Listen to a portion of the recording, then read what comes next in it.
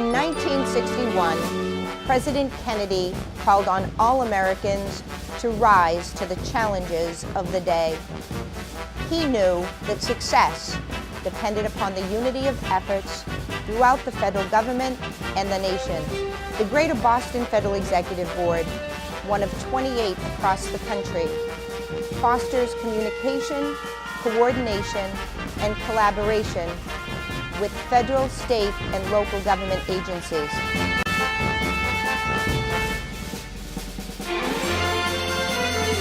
This is your federal government, and I am your host, Diane LeBlanc. Hello, everyone. Today we are featuring the United States Coast Guard. For over 2 centuries, the Coast Guard has safeguarded our nation's maritime interests in the heartland, in the ports, at sea, and around the globe. Today's Coast Guard, with nearly 42,000 men and women on active duty, is a unique force that carries out an array of civil and military responsibilities, touching almost every facet of the U.S. maritime environment. The United States Coast Guard is America's maritime guardian. Their motto, Semper Paratus, means always ready. Today we are very fortunate to have the commander of the 1st Coast Guard District, Rear Admiral Daniel Abel, as our guest. Admiral, welcome. Thank you so much for being here. Thanks, Diane. Happy New Year. Happy New Year. Let's start by talking a little bit about the history of the Coast Guard and its current missions. Absolutely. Well, it's interesting. A lot of the history of New England overlaps with the history of the Coast Guard, and I'll tell you how they're interwoven. And the history actually goes all the way back to the origins of our federal government, and I'm using the term federal specifically. During the Articles of Confederation, obviously there were those lobbying for a tighter federal government. One of those was Alexander Hamilton. Mm-hmm. And in the Federalist Papers, I'll take you back to your history course in high school, in Federalist 12, he mentions a few armed vessels judiciously stationed at our major ports could be made useful sentinels of the law. Well, later he becomes appointed the first Secretary of the Treasury. Mm-hmm. The nation's in debt. They need to pay down their debt. They have huge war costs. And it was patriotic before to avoid paying tariffs or taxes. So what does he do? He does what he talked about in Federalist 12. He decides to put some armed vessels judiciously at our ports, which was a revenue cutter service. And hence the origins of the revenue cutter service. It became the Coast Guard. Interestingly enough, he also decided that to be accepted by the public, he should have the vessels built and the captains brought from the harbors that they would defend.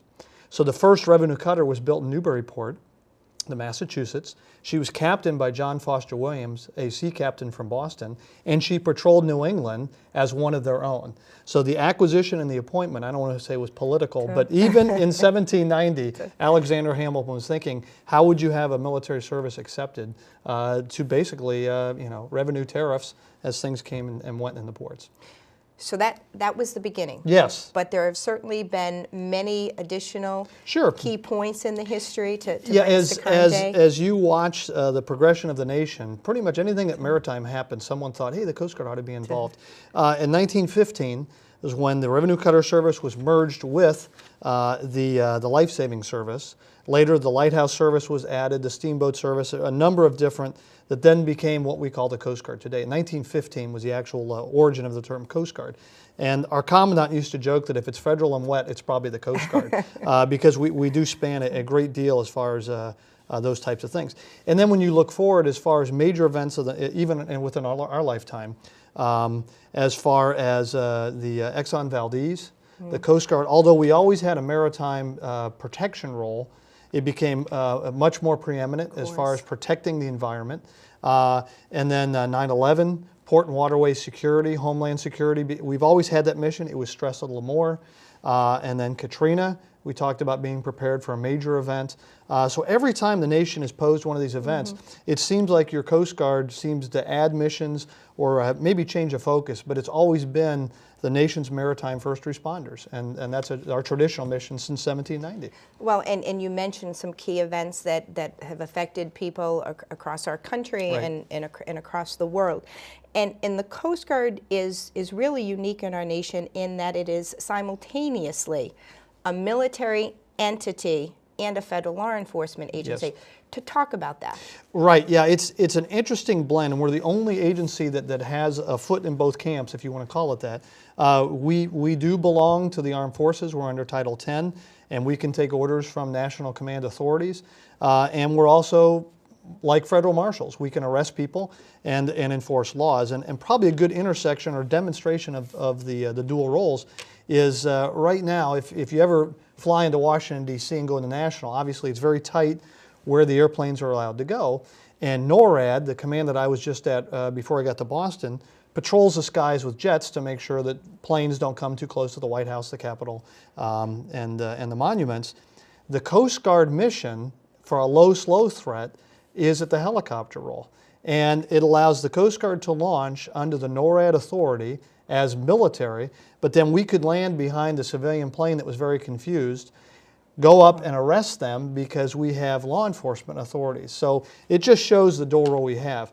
If you project that dual role overseas off of Iraq, where we're enforcing maritime sanctions, we can go on a foreign vessel as law enforcement or inspectors, and it's not like the Navy going on board. If the Navy went on a foreign vessel, that could be seen as an act of war. But if the Coast Guard does it, we're there just making a safety inspection, making sure their vessel is safe, and if everything's fine, we wish them a happy day. So the Coast Guard, if we're not at war, functions as part of the Department of Homeland Security? Is that where you're at? Well, we always have both authorities. Okay. It's not like we have to choose. You know, sometimes a good example would be the National Guard. At any point, they're either under state authority or federal authority. The Coast Guard is always military, and it's always law enforcement. The last time that we were actually handed over to Department of Defense full-time was in the Second World War, where we did move over into Department of Defense. But since then, you know, Department of Transportation, and then now with Department of Homeland Security. So you are the commander of the 1st Coast Guard District. How is the Coast Guard structured sort of nationwide to carry out its missions? Right, well the Coast Guard has a number of different districts, like I've got, that has a 1- or 2-star admiral. Under those are sectors, and if you think about the sector being where the Maritime 911 network comes into, that's where the calls are going to go to if you call for distress, either on radio or on telephone. It's also the hub for other federal agencies if they need assistance, or local or state agencies if they need maritime assistance. They have a number of small boats and cutters that will respond. They also have an air station on Cape Cod that does all aviation support, helicopter and fixed wing, off of Cape Cod. So that's pretty much the structure. You have stations and air stations that report to sectors, that report to districts, and then the districts report to area command. There's one in the East Coast and West Coast, and then the commandant above that level. So as the commander of the 1st Coast Guard District, tell folks, what is your geographic area of responsibility? How many employees do you have? What kinds of jobs do they do? Sure. Well, if the geographic area starts just south of the port of New York and New Jersey, so that we don't bisect that port, which is obviously very important for continuity of effort and command. We keep that under one. So if just south of Port of New York and New Jersey, all the way to Canada, it's about 2,000 miles of coastline. As far as how far east you go, if you went to Chatham and went 1,300 miles east to 40 west, is how far east we go. It's a huge patch of water, as you would imagine. Have 11,000 employees. Those are active duty, reservists. Also, about half of those are Coast Guard auxiliarists. These are folks that volunteer their time, their boats or airplanes, or even their competencies as radio operators or boating inspectors, and they volunteer their time and assist the Coast Guard. So we get a huge force multiplier effect out of the Coast Guard Auxiliary. Wow. They wear silver insignia instead of gold, but you wouldn't know they were any different other than that small difference in their uniform. And as far as you said, what do they typically do every day? The Coast Guard has a myriad of, we call ourselves multi-mission. In fact, we joke that we're the nation's Swiss Army knife, because a cutter does much more than just port waterway security. So let's say like a port of Boston, the boat could be out there doing a port waterway security patrol. They see a sheen in the water, Suddenly they change from perhaps protecting the public to, okay, where did the sheen come from? Should we take samples because we can fingerprint the oil and see a potential source? So it just shows the multi-mission that when a Coast Guard cutter gets underway, it's a whole package of missions that come with it. Well, when I was doing the research for our conversation today, I think I saw 11 different missions. Yes. Does that sound right? Yeah, that's about right. It's a lot of responsibility. Right, and none of all those are statutorily stated, so we can't decide that we just don't like one or it's just inconvenient to do it. Now some, like support to the DoD and things like that, doesn't hit so much in New England as it does for other parts of the Coast Guard. But all 11 of those missions are carried out within the 1st District.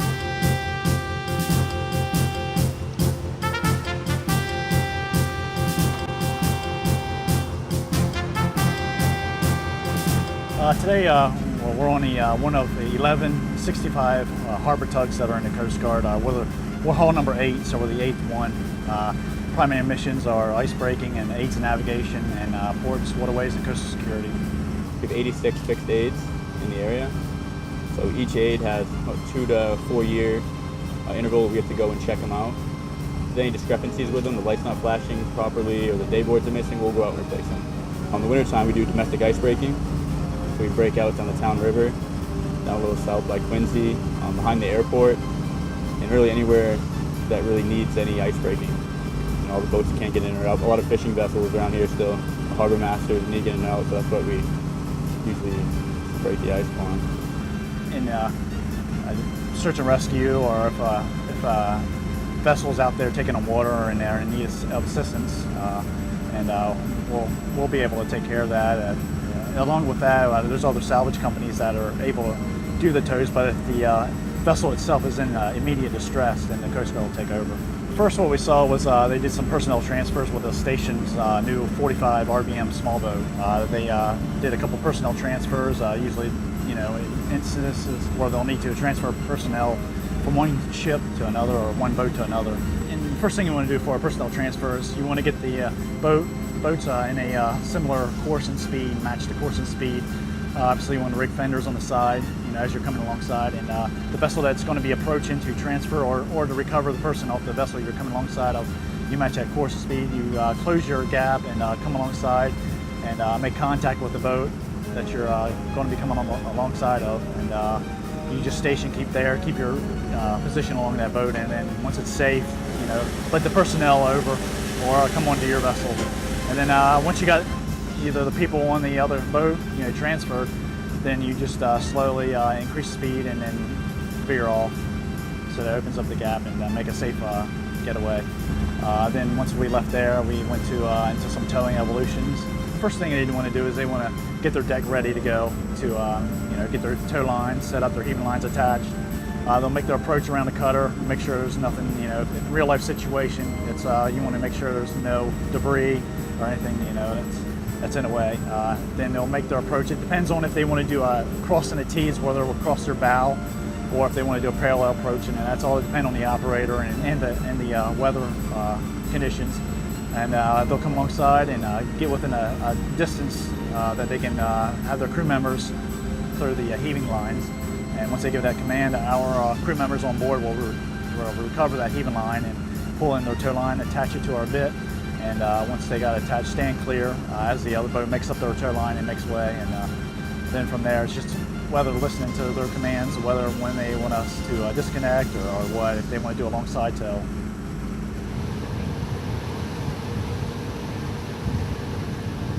So again, you mentioned part of your geographic area, New Jersey, New York. We originally had our interview scheduled for October 29th, I believe it was, and then came Superstorm Sandy. Yep. And the Coast Guard and you personally played a major role in that event, which devastating for so many individuals. Talk about that. Right. Well, even though our event was on the 29th, preparations that we did before Sandy started days before the storm. The advantage of the maritime is it's large distances and it takes a long time to move. The tyranny is it's long distances and it takes a long time to move. So if you're going to tell a ship offshore that you need to get out of harm's way, you've got to do it early. So we started days before the storm with offshore flights where our fixed wing, the jets will go out and actually broadcast on the emergency frequencies what the forecast is, that vessels should seek safe harbor. If there's any of them that need assistance, they call back to the jet and say what they need. A powerful storm will begin impacting the New England offshore Monday, the 29th of October, into Thursday, the 1st of November. We also had at the time a fairly large bluefin tuna fleet that was out. It followed the catch all the way offshore, and we sent one of our larger cutters to shepherd those boats in and say, I think it's time you head home. And then eventually, for the few boats that were out there, through technology, we were able to leverage the vessel management tracking system that they get through NOAA, or even their emergency transponders, and we could make dedicated call-outs to the boat and say, please confirm you know a hurricane's coming, and please confirm you don't need assistance, and please confirm you plan to wait out the storm. So we did that before the storm. And then the evening of the storm, when it hit, originally the call we got was we had about 30 people that had called the Coast Guard around Rockaway, Staten Island, with about 100 people trapped. This was about 10 o'clock at night. Now what concerned me was, if you were a citizen of New York City, would you call the Coast Guard if your house is flooded? My concern was we had a bigger problem. This was a small subset. What I found out after the fact is the New York City 911 was getting 10,000 calls every 30 minutes. And they were saturated, so people were opening their phone books or going on their cell phones and thinking, who can I call because my house is flooded? And they called the Coast Guard. Wow. So at that point, there was really nothing we could do. The boats were laid up, the helicopters and jets were in the hangar to weather out the storm. The next morning, the plan was to come out, and we did. We had them mustered, ready to go. At sunrise, the number of people that had called had doubled. It was to 60. We had 160 people that were trapped. So we started working on that. And then as far as the storm progressed, as it was, first responders did a very good job of getting to those people that were trapped. And then our focus really turned a number of lines of operation. First one was the Coast Guard had to fight through. All those 11 missions we mentioned before still need to go on, even though our Coast Guard men and women may not have homes. Their families were evacuated to other parts of the country. The cutters and ships had to get back out on station. The next thing we had to do was reopen the port. If you recall watching the news, the 3 days that the port had to be closed, which was the right thing to do, it interrupted the energy supply. And it was interesting. We had 24 containers, those big shipping containers that look like truck vans, just missing. They had blown off the stacks in port. We didn't know where they were. They were submerged, and there were no buoys. We had to rebuoy the channels, because you would imagine opening that port, it does $136 million of economic impact a day. It'd be like an interstate with no lane markers or road signs. So we had to make sure the channel was safe, replant the buoys, and then open it for traffic. And it was about 3 days for us to judiciously open the port. And at that point, like you saw with fuel and just-in-time delivery, a huge impact just for the 3 days. And quite frankly, the bigger impact was the health of the shoreside facilities that we don't control. It's one thing to bring the barge in with the fuel, but without people getting to work, there's no power, nothing's been inspected, the facility's flooded, there's no way to handle the fuel. Wow. So, we talked about fighting through, opening the port. The next one was to communicate my needs further up the chain of command. I mentioned the Atlantic Area Commander. I told him I need more buoy tenders because we need to put the buoys out. I need reinforcements on helicopters. He provided all that. I couldn't have asked for more. Next was take care of our people. We had about 100 Coast Guard men and women whose homes were gone. Flooded. We had a housing area at Sandy Hook, totally destroyed. We had to find places for those folks as we continued to stand the watch. And then the last thing was partner. We were going to partner with everyone that wanted to partner with us to make sure that the citizens of New Jersey and New York and Connecticut were well taken care of as far as how the nation got back to work after the storm. Very, very impressive. And you personally, during all of this time, were where? Well, it was clear to me that the focus and the nexus of activity was going to be New York and New Jersey. So the morning after the storm hit, actually, I got on an airplane and we ended up actually stopping on the island. We picked up most of the congressmen that were very curious about the damage. So the flight I was on did a loop around Long Island and the Port of New York to show them what the damage was. Took me to New York City, and then for the next 2 weeks I actually stayed out of there. And I'll tell you, Diane, it was interesting. The push for hotel rooms was so tight that it ended up at one point I actually stayed on a Coast Guard cutter Wow. that was anchored at the foot of the Statue of Liberty. And as I am on the bridge trying to get cell coverage, because you know everything now is controlled by smartphones and emails and cell phone calls, I look up and I'm seeing a totally dark Statue of Liberty against a dark sky. And then I turn to Manhattan and it's dark from about 30th Street all the way to the Battery. So it was incredible to see that. Of course. But I will say the ship that was there certainly did more than just support me. Number one, it started picking up the port waterway security patrols because one of the concerns was that the port was vulnerable because the stations that normally patrol multiple times every day were out of business. The boats were on trailers. So the cutter picked up that mission. And also the cutter had a valuable mission too of assuring the public, your Coast Guard is here, the port's taken care of, and we're standing the watch. Nice. Which gaining the, continuing to have the public's trust is important in a case like that. Absolutely. Yeah. And you talked about the partnerships. Right. And the Coast Guard, is as much as any federal entity, partners with local government, Right. state government. Talk a little bit more about that. Yeah, you know, it's interesting. I just came from 2 years of being deployed with DOD out in Colorado Springs. I mentioned the NORAD mission that they do in the National Capital Region. Department of Defense talks about center of gravities, and center of gravities are the thing from which you get your power, okay? And that's the thing of your enemy that you attack because that's where they gain their power. For the Coast Guard, I think partnerships is where we gain our power because we should be the trusted broker that people come to with a problem or an issue, or we can be the ones that approach state and local officials and say, we've got to work together on this. It really does take a village to run a waterfront, whether it's a port or harbor, big or small. There's 150 Coast Guard regulated facilities in the Port of New York and New Jersey alone. Wow. Just that one port. Wow. So you can imagine the partnership we have to have with industry because at the end of the day, you know, we protect man from the sea.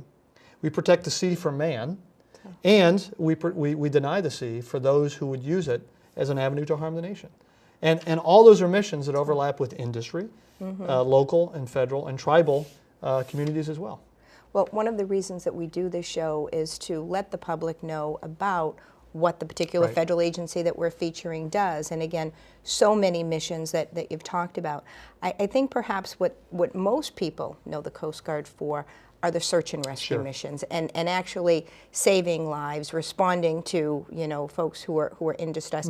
How many lives are saved annually by the Coast Guard? Right. Well, annually for the whole Coast Guard, it's about 3,800 lives. Within the 1st District, like I said, which is northern New Jersey to Canada, we will save a life a day. Wow. Okay? Wow. We will do about 9 lives, okay, assisted, which is, would they survive without us? I don't know, but we don't want to claim necessarily we save them. And we'll do about 7 cases a day. Now, it's interesting because you said lives saved. And I think at times we get pretty clinical on lives.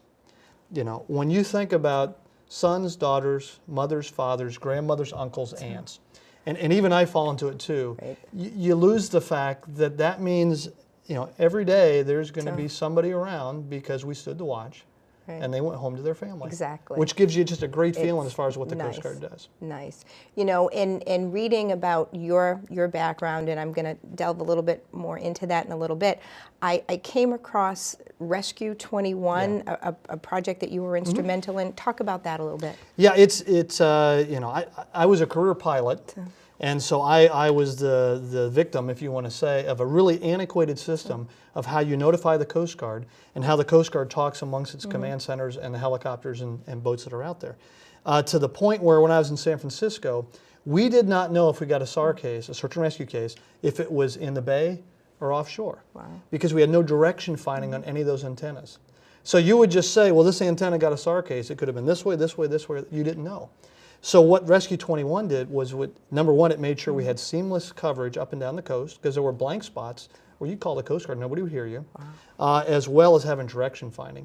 And it really has revolutionized how the Coast Guard does its business. The whole goal was to take the search out of search and rescue, and we've been able to do that because when you get multiple lines of position off multiple antennas, you've pinpointed where the person is, and you go right there and you save them. That's the goal. basic advice to recreational boaters? Yeah, well, number one is obviously take it seriously. The biggest concern we're seeing is alcohol. Folks seem to let their guard down when they're out in the water. The other thing too is flotation device. You know, the folks that we lose, usually there's alcohol involved, there's a boating accident, and they're not wearing protective vests.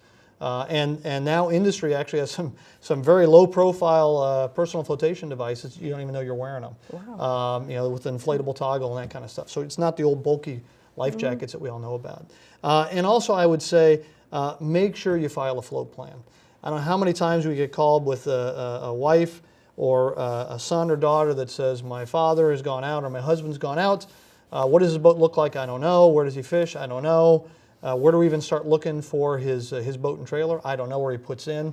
Those types of things, and the detective work that you need to do before you actually start launching is pretty extensive at that point. But if you know he typically fishes here, his truck and trailer will be there, and we can send the sheriff down who says, yep, there's his truck, there's trailer, there's no boat on it.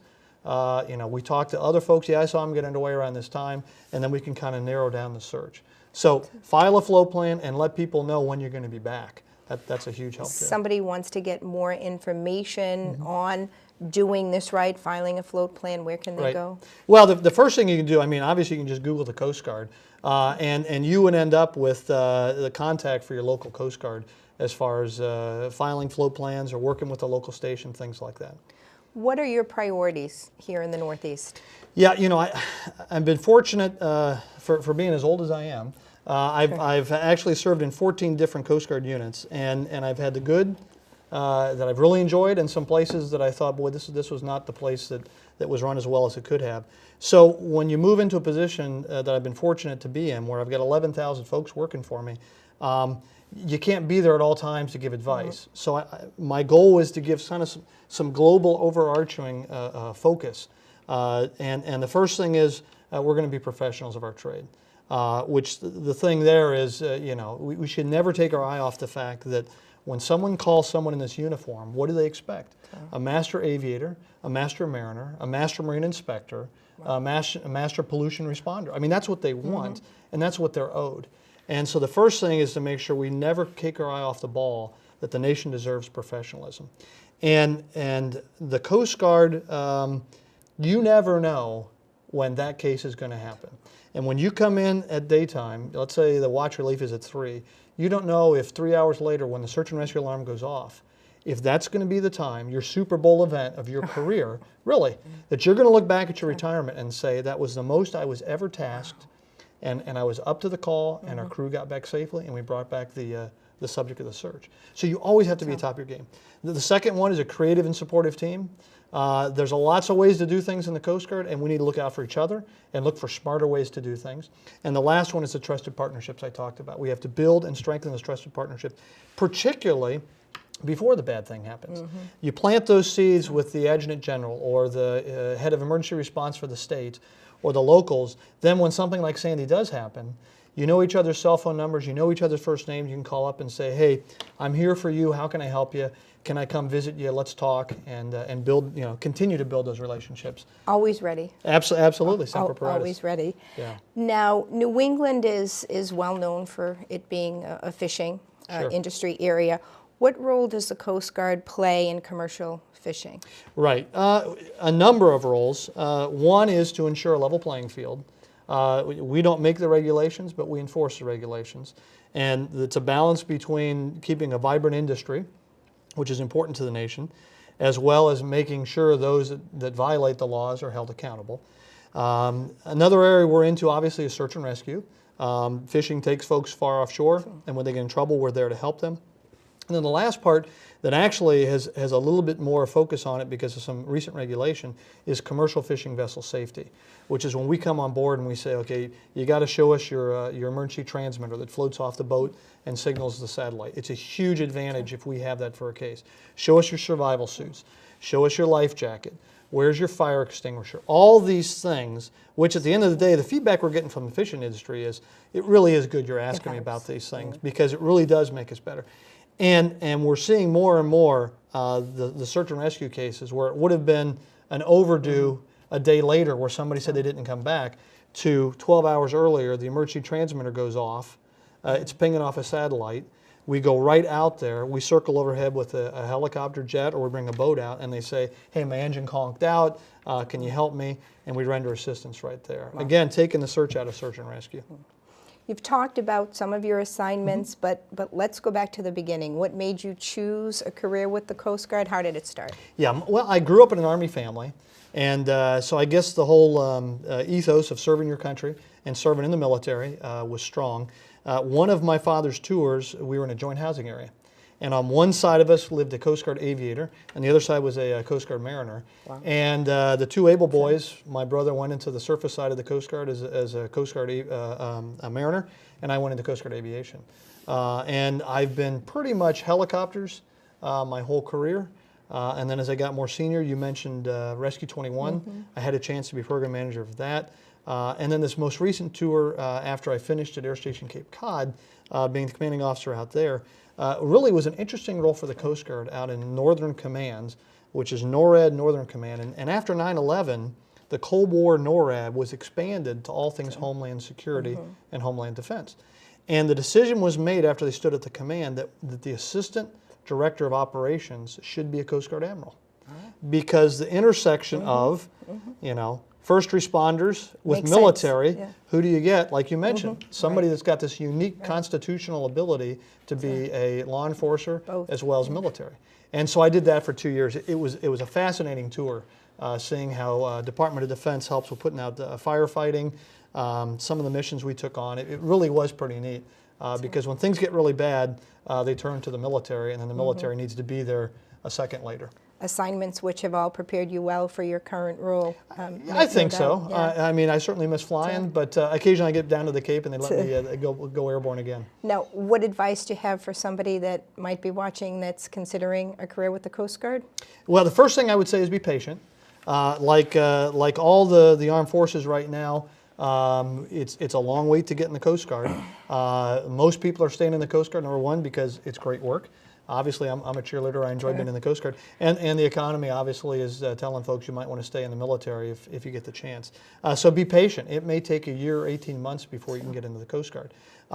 Another option is a Coast Guard Reserve, which may be a faster way to start wearing the Coast Guard uniform, and then you could transition to active duty.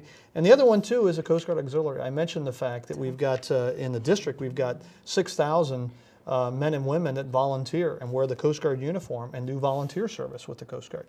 So any of those are ways to do it. But I can tell you, if you're interested in doing a full-time career, active duty in the Coast Guard, obviously I cannot think of a better line of work to go into. There you go. So I've seen Coast Guard Alaska and Coast Guard Florida. Yep. When are we going to see you on Coast Guard New England?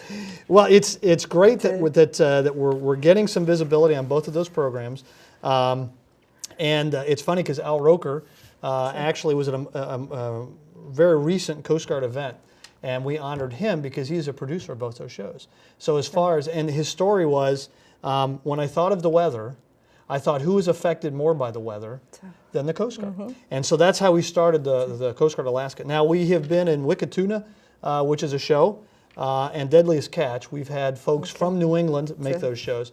But I think, quite frankly, between the Alaska one and the Florida one, you mentioned the 11 missionaries. I think you're seeing a broader array of everything we do, from anti-drug, anti-migrant stuff down in the Florida Keys, to the arduous, just treacherous conditions in Alaska when you're pulling a fisherman off a pitching rolling deck as a boat sinks. Well, you're seeing both. I think that after folks see you here on this cable series, your phone's going to be ringing. Last question. Yeah. What have we not talked about that the folks at home need to know about the United States Coast Guard? Well, you mentioned the small numbers at the beginning, around 42,000, which is very, very small. I mean, we're a little bit larger than the New York City Police Department. So if you think about a force that rings the coast, including Alaska, Hawaii, Guam, Puerto Rico, Virgin Islands, I mean, there's Coast Guard in all those places. And most people think about the Coast Guard as the white building with the red roof that's right there in these little tiny communities in New England. We are locally stationed, but we are globally deployed. So the jets that are out of Cape Cod, they'll go down to Puerto Rico and help do the drug interdiction and the migrant interdiction down there.